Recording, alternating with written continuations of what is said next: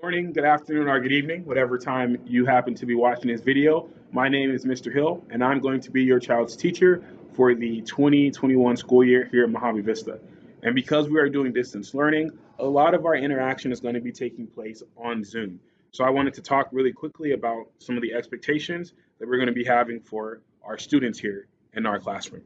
So the first thing is, how do we log into Zoom? How do we even get that started? So above this video, above my face, you're going to see a sentence that says the link for our Zoom meeting.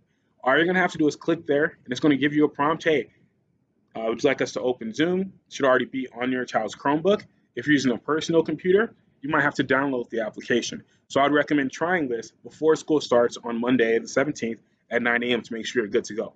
Please click on the link, save the link somewhere, and always click on that link to go to the class. It's the easiest way to get into the classroom.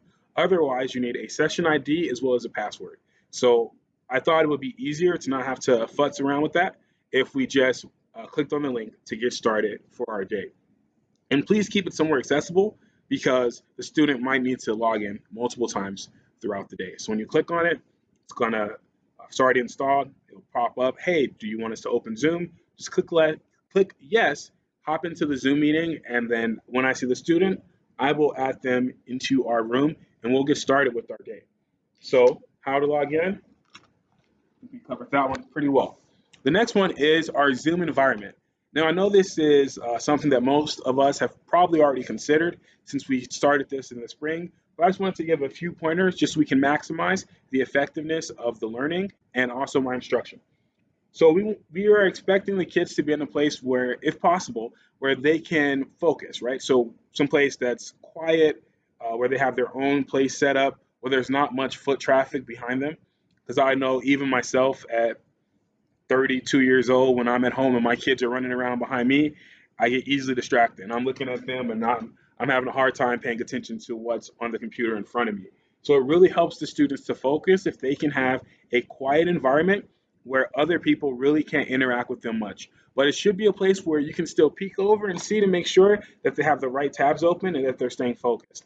That's something I can't do on my end, but with your support, I know we can do and keep the kids focused and on track. You see anything about the environment? Yeah, host, no pets.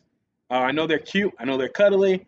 I would love to see pictures of them later. But during class time, we want to be focused. We don't want our pets there. We don't want our toys. Please try to eat before or during one of our breaks because we're going to have frequent breaks. My goal is to not have us learning or on Zoom for longer than up to 1 hour at a time. And that's really long. And that won't happen all the time. So usually they're going to have time to take a break or to work on their own. And that'll be a great time to look at your pets and pet them and give them some love. Also, no blankets, no covering up, no hiding, right? This is school, this is class time. So you need to be in a place where we can all see you and you can easily focus and easily interact with not just me, but also the rest of your classmates. Okay, so that's the environment we want to set up for our students so they can be successful for their Zoom. Our Zoom expectations. I'm going to be expecting students to talk.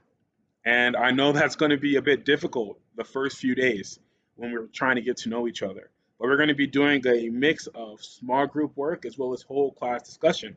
So just like in any normal classroom, you have to reinforce those skills that you're using. And the best way to do that sometimes is you're going to have to talk. So be brave, families and kids. Don't worry, we're all here to learn. And in my class, I value mistakes. I would much rather have you try and make a mistake every single time than to be too afraid to try because that is how you grow. No matter what you do, mistakes are the cornerstone of that growth. It lets you know, hey, I didn't get it perfect this time, but if I keep working at it, maybe I can the next time. And that's what we're going for. Not perfection the first time, but over time. We want to make sure that we're not having extra tabs open, right? Like I said, I want you to be paying attention to the class just like you would if we were here in Seed. So I don't want you to have up Dragon Ball Z pictures or TikTok up in another window. You want to be focused and you want to be paying attention to the lesson.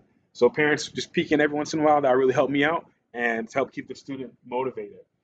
And Zoom procedures. Oh, sorry, one more thing I forgot to mention on expectations.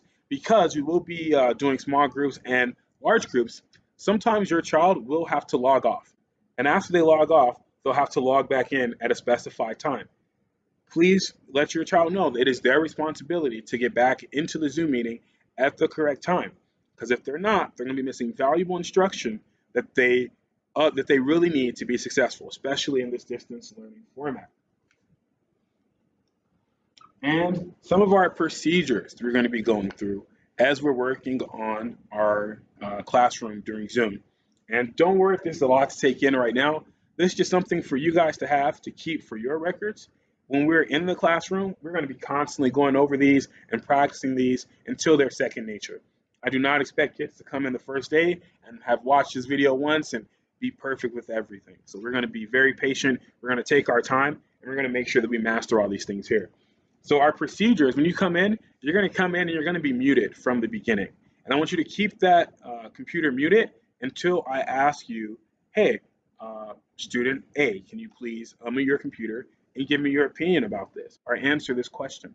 That way we're not getting a lot of interference from my voice giving feedback from the computer or from background noise that may be happening in the location where they're studying at.